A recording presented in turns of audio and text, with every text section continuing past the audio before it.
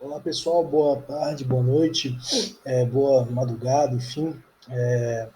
Estou gravando esse vídeo aqui com a finalidade, pessoal, de poder passar para vocês a correção dos dois, dos dois últimos exercícios nossos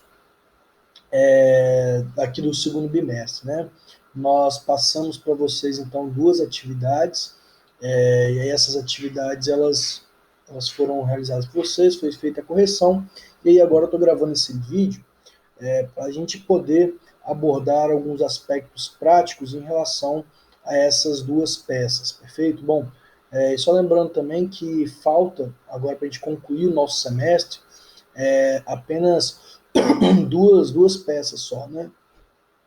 Falta só para nós estudarmos a revisão criminal e o agravo em execução. Que isso nós faremos isso em breve, na próxima aula, e aí concluiremos a nossa proposta para esse semestre, perfeito?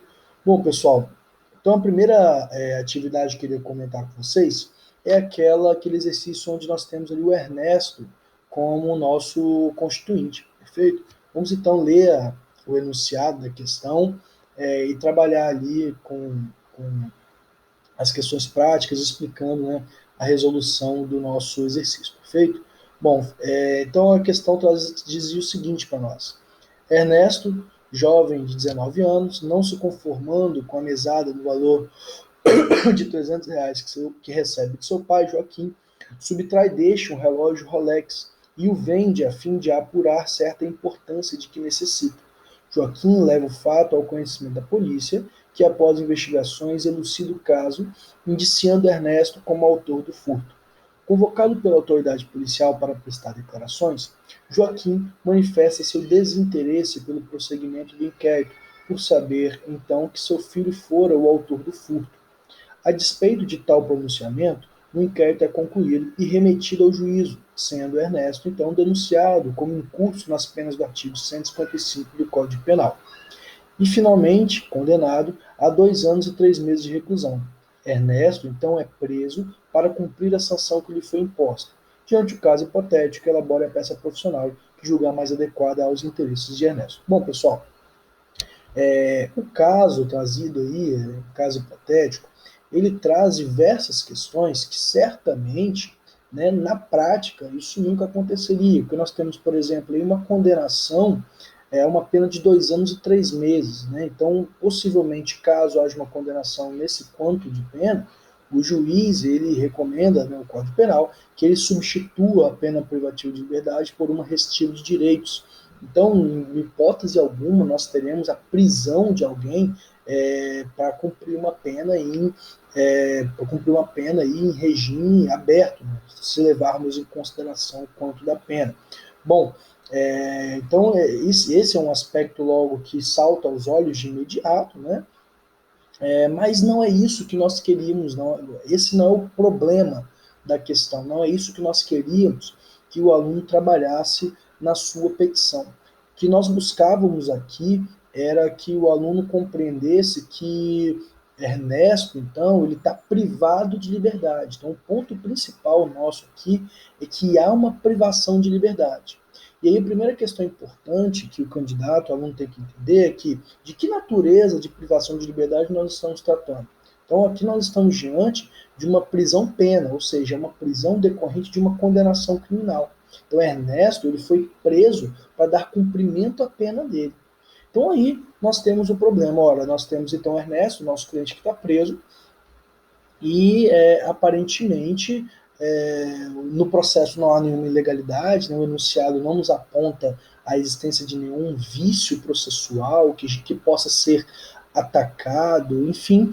E aí, mas a questão toda aqui, ela vai estar relacionada justamente quanto ao crime praticado, certo? E a solução do nosso problema aqui, ela estará estampada no artigo 181 do Código Penal, certo? O artigo 181 do Código Penal, ele vai trazer para nós, ok? Ele vai trazer para nós aí qual é, então, a solução para esse caso, artigo 181 do Código Penal. E aí, para a gente compreender e conseguir desenvolver essa questão, vamos então para a leitura, né, o artigo 181 para a gente entender o que diz o artigo 181 e, a partir dele, a gente poder, então, apresentar uma solução para o nosso cliente, porque, afinal de contas, você vai ter que redigir uma petição que vá atender aos interesses do seu constituinte, do seu cliente, certo? Então, vamos lá ao artigo 181 do Código Penal. Né? O artigo 181, ele diz o seguinte, vamos lá, a leitura do artigo 181, só procurando aqui para a gente poder ler, artigo 181, ele diz o seguinte, o artigo 81 trata ali do capítulo 8, né, do capítulo 8 do Código Penal, que traz ali as disposições gerais em relação aos crimes contra o patrimônio. Então, atenção, o capítulo 8 do Código Penal trata das disposições gerais relacionadas aos crimes contra o patrimônio, que é o que está sendo imputado ao nosso cliente, porque, veja, a denúncia imputa a ele o cometimento do crime de furto. Então, o furto praticado contra o pai do nosso cliente. Então, essa é a questão, que esse é o problema que está ali envolto, né, para nós nessa questão. E o grande problema é um furto cometido por um filho contra o pai. Então vamos lá ao artigo 181 para que a gente possa compreender essa questão e apresentar uma solução para ela. O artigo 181 diz o seguinte: é isento de pena quem comete qualquer dos crimes previstos neste título em prejuízo do cônjuge, na constância da sociedade conjugal, de ascendente ou descendente, seja o parentesco legítimo ou ilegítimo, seja civil ou natural. Beleza. Então a gente percebe aí que no artigo 181, especificamente no inciso 2, nós vamos encontrar que é isento de pena. É isento de pena. Ou seja, a conduta ela é considerada típica, né? Então é uma conduta ilícita, porém a lei ela isenta o autor dessa conduta, isenta ele de pena. Quando? Quando os crimes previstos no capítulo anterior, que capítulo? Os crimes contra a propriedade, contra o patrimônio,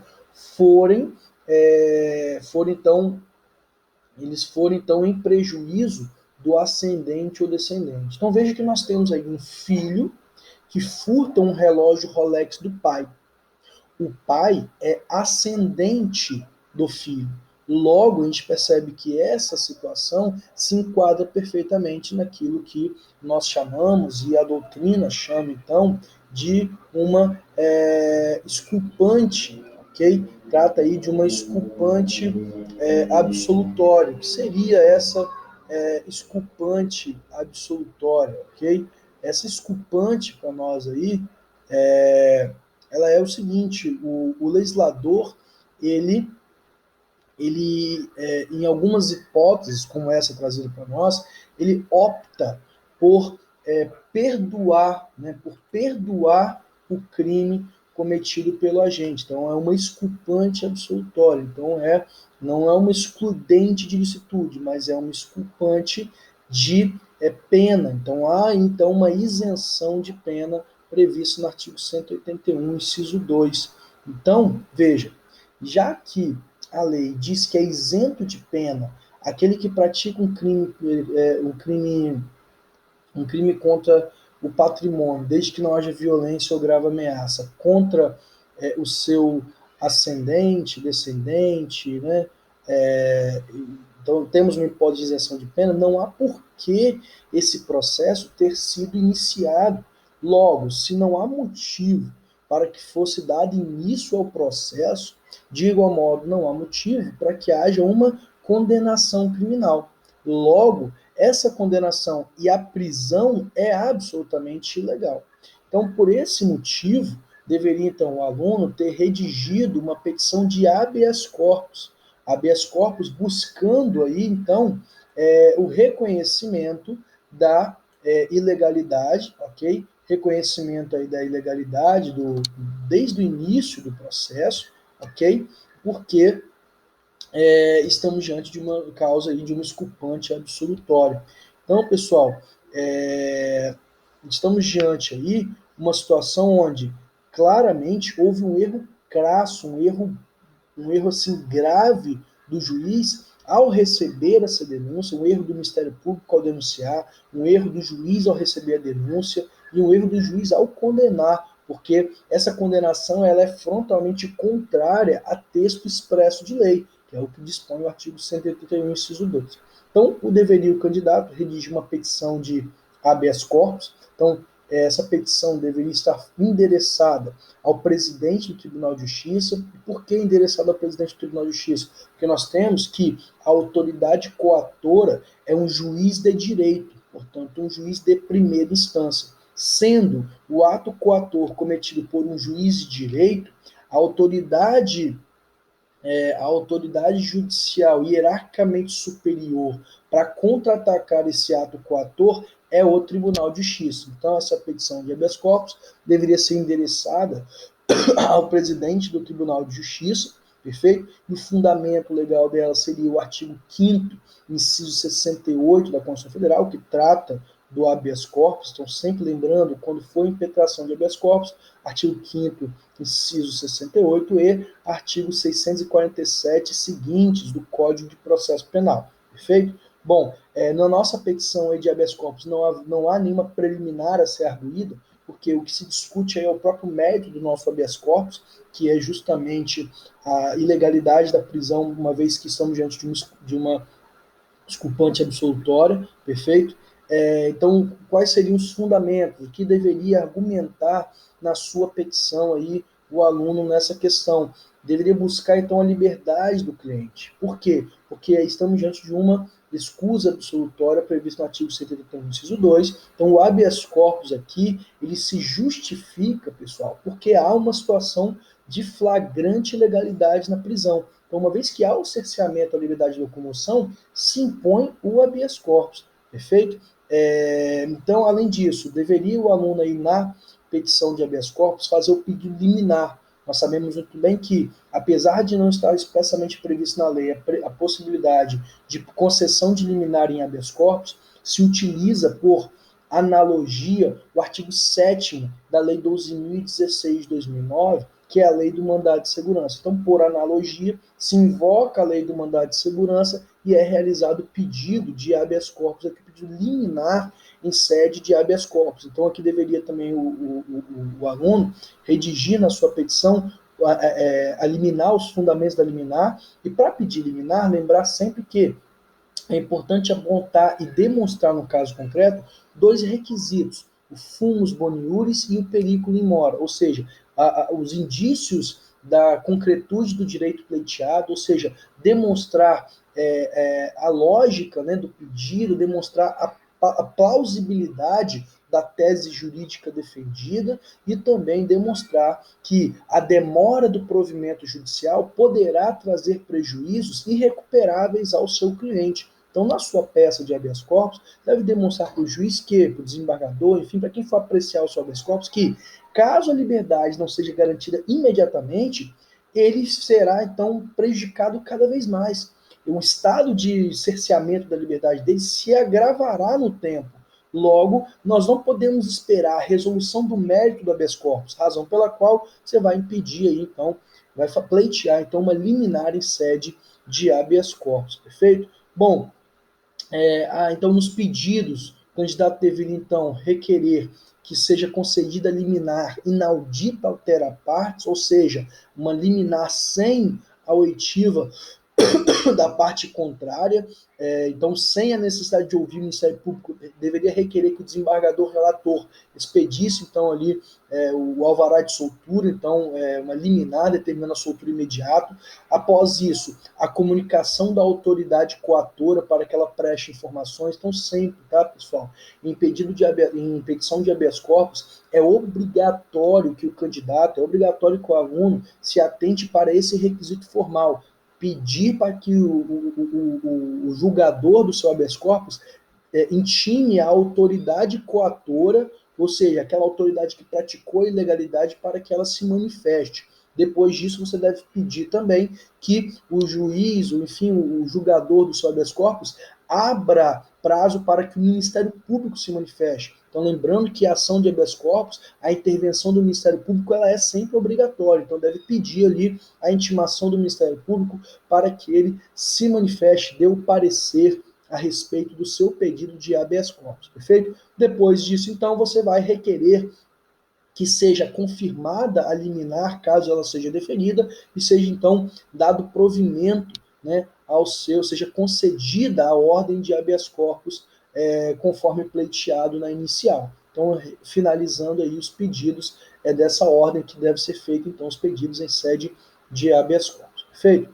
Bom, pessoal, então esse, resumidamente, aí foi o comentário a respeito da nossa atividade avaliativa 1. Só lembrando que aqui, pessoal, uma questãozinha importante trazida na questão que poderia causar uma dúvida é que o pai ele manifestou, né, então a questão enunciado narra que o pai, né, o pai foi convocado pela autoridade policial para prestar declarações, e aí o pai, o Joaquim, manifestou o seu desinteresse no prosseguimento do inquérito, certo? Então, isso poderia induzir o aluno a pensar o seguinte: então, já que o pai manifestou desinteresse no prosseguimento do inquérito, não há por que ter continuidade nesse inquérito. Então, isso poderia induzir a erro no sentido de que, então, eu estou diante aqui de uma ação penal pública condicionada à representação. E, de fato, algumas pessoas, ao redigir o habeas corpus, disseram que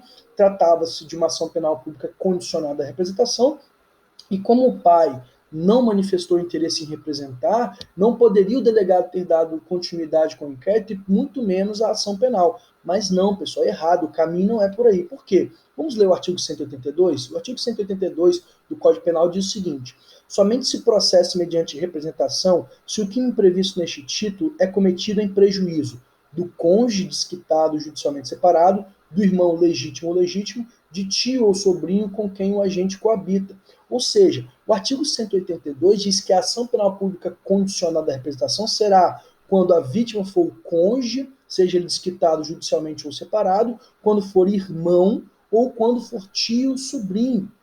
Então, nós estamos aqui diante de uma situação de um furto cometido de um filho contra o pai. E o artigo 182 não fala em relação aos ascendentes e descendentes. Logo, não é hipótese de ação penal pública condicionada à representação. Muito cuidado, perfeito, pessoal? Bom, então eram esses os comentários aí para a nossa atividade 1. Vamos agora para a atividade 2, né, a nossa segunda atividade aqui do segundo bimestre. Essa atividade, então, ela estava sendo avaliada em 2 pontos, e aí ela consta o seguinte enunciado: tramita na Delegacia Especializada de Roubo e Furto de Cargas o inquérito número 2020-003 10.000-1, aberto com a finalidade de investigar a organização criminosa especializada no roubo de caminhões em rodovias estaduais. São investigados no bojo do referido inquérito as seguintes pessoas: Argo Flisch, Bruto Malfoy, Sirius Black, Mundungo Fletcher e Draco Malfoy. Atendendo à representação da autoridade policial, titular da referida delegacia especializada, a juíza da segunda vara criminal da comarca de Hogwarts deferiu um mandado de busca e apreensão a ser cumprido na Avenida Beco Diagonal, número 934, no segundo andar, em nome de Draco Malfoy. No mandado constava o seguinte: a doutora Hermione Granger, juíza da segunda vara criminal de Hogwarts, vocês viram que eu trabalhei com bastante Harry Potter aí, né? A doutora Hermione Granger, juíza da segunda vara criminal de Hogwarts, na forma da lei, por decisão proferida nos autos em epígrafe, manda a qualquer autoridade policial a quem este for apresentado, observando o disposto nos artigos 5º, inciso 10 e 11 da Constituição Federal, nos artigos 243, 244, 245, 246, 247, 248, 249 e 250 do Código de Processo Penal, que em seu cumprimento proceda a busca e apreensão na Avenida Beco Diagonal, número 934, segundo andar, endereço de Draco Malfoy, tendo por objeto a coleta de provas de qualquer natureza relativas à causa e ao motivo do inquérito policial. A busca e a apreensão inclui armas, objetos, valores, enfim, e aí então no mandado é dito ali o que é então buscado, o que se almeja com o cumprimento desse mandado de busca e apreensão. Então aí em seguida diz o seguinte: no dia do cumprimento do mandado, os policiais se dirigiram até o endereço nele indicado e adentraram na residência localizada no primeiro andar, de propriedade de Ron Weasley, onde o encontraram 2 pistolas calibre .45 com numeração suprimida, 2 aparelhos celulares e um notebook. O cumprimento da diligência foi acompanhado pela mãe de Ronnie, que não estava em casa no momento, e todo o material foi apreendido e levado para a delegacia. Então, ao tomar ciência do ocorrido, Ronnie lhe consulta e você, buscando evitar eventual pedido de prisão temporária, o aconselha a se apresentar espontaneamente à delegacia. Durante o interrogatório, Ronnie apresenta notas fiscais de notebook e celulares que, segundo ele, são utilizados para o seu trabalho. Após o ato, você faz requerimento de restituição do notebook e celulares, haja vista a comprovação de sua origem lícita, o qual é indeferido pelo delegado, ao argumento que se faz necessária a realização de perícia nos aparelhos.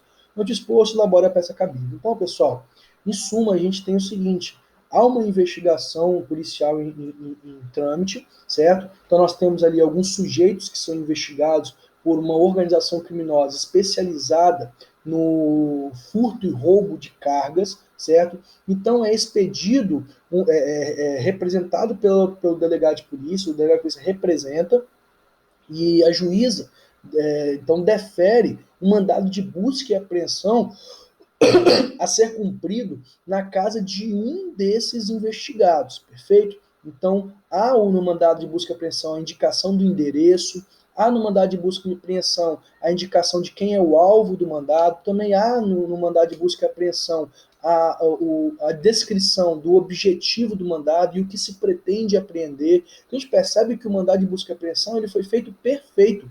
Não há nenhuma ilegalidade na ordem judicial da juíza. Ela determinou o local da busca e apreensão, de quem é o proprietário do imóvel, quem é o alvo dessa ordem de busca e apreensão. Então, foi delimitado de acordo com o que determina o artigo 243 e 246 do Código de Processo Penal. Então, não há que se falar em ilegalidade na decisão da juíza, perfeito? Bom, mas nós temos um problema. A gente vê que no mandado de busca e apreensão foi determinado que ele fosse cumprido no segundo andar, certo? Ou seja, em nome de Draco Malfoy.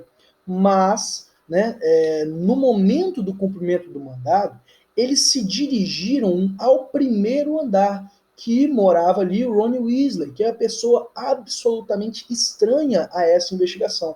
Então veja que o seu cliente, o Ronnie, ele não é investigado, o mandado de busca e apreensão não foi expedido em seu desfavor e a casa dele não foi indicada no mandado de busca e apreensão como alvo. Logo, nós estamos aí diante de uma situação que precisa ser resolvida. Bom, a grande preocupação nossa é justamente a restituição do aparelho celular e do notebook que foram apreendidos pelo delegado.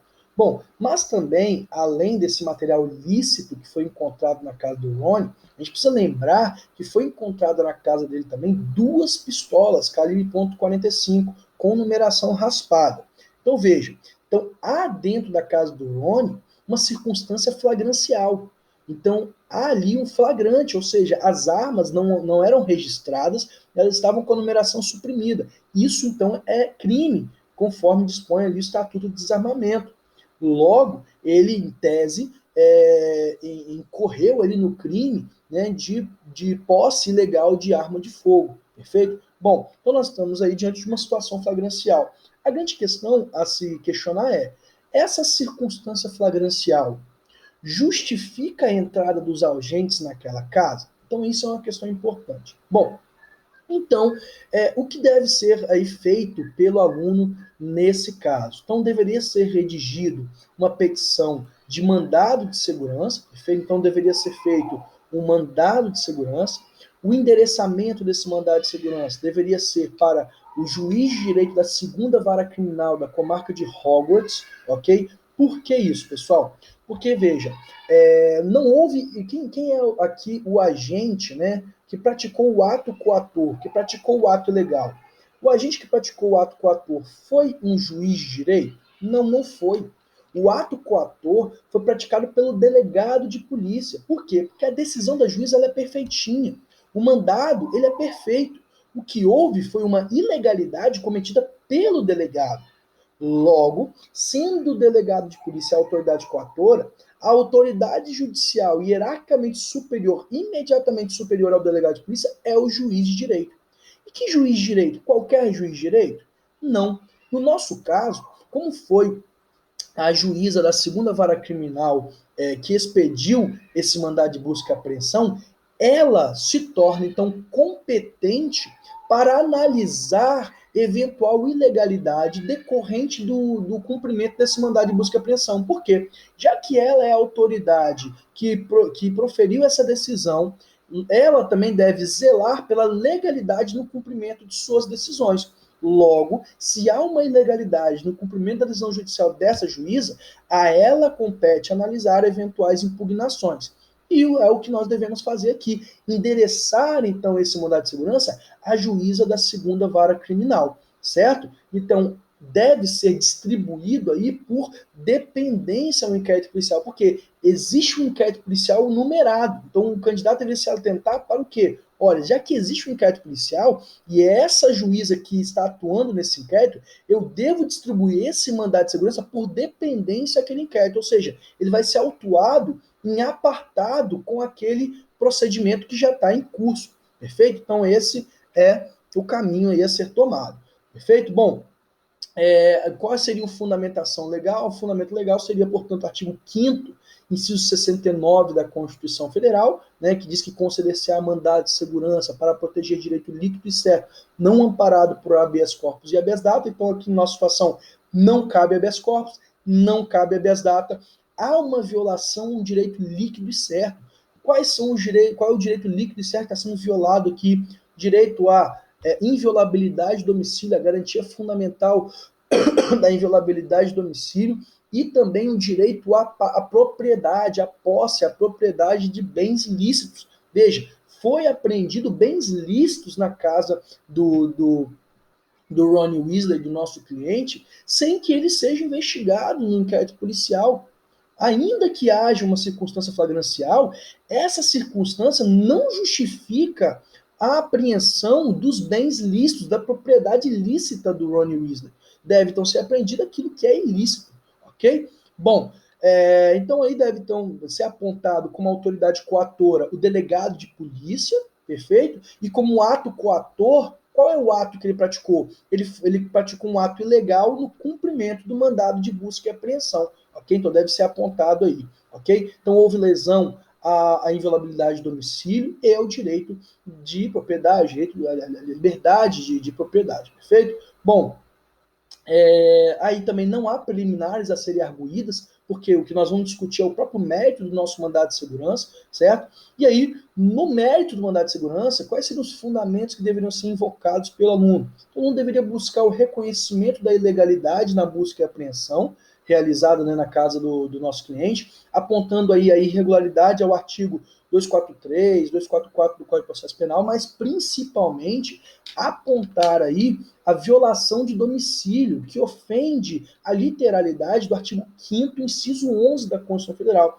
que dispõe que ninguém poderá adentrar na residência de uma outra pessoa sem uma ordem judicial durante o dia, exceto quando nós estivermos diante de uma situação de flagrante delito. Ok? Então, quando estivermos diante de uma situação de flagrante delito, você pode entrar no domicílio sem um mandado de busca e apreensão. O que não era o nosso caso aqui. Eu vou explicar por quê. Porque aí o aluno pode pensar o seguinte, mas professor, havia uma circunstância flagrancial ali que justificava. A arma foi encontrada. Mas atenção, o próprio STF, quando do julgamento do recurso extraordinário 616, de relatoria do ministro Gilmar Mendes, fixou a tese que o ingresso forçado em domicílio sem mandado judicial apenas se justifica, né?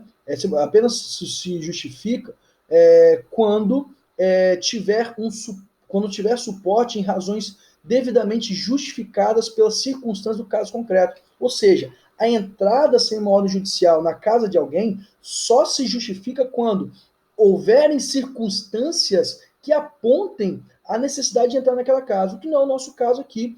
Houve ali uma entrada e descobriram sem querer, entraram na casa errada e entrando na casa errada descobriram sem querer que ali tinha armas, enfim. Perfeito, pessoal? Então aí não há de se falar em legalidade nessa entrada, porque por conta da situação flagrancial, porque não há as circunstâncias fáticas não apontavam a necessidade dessa entrada. Perfeito?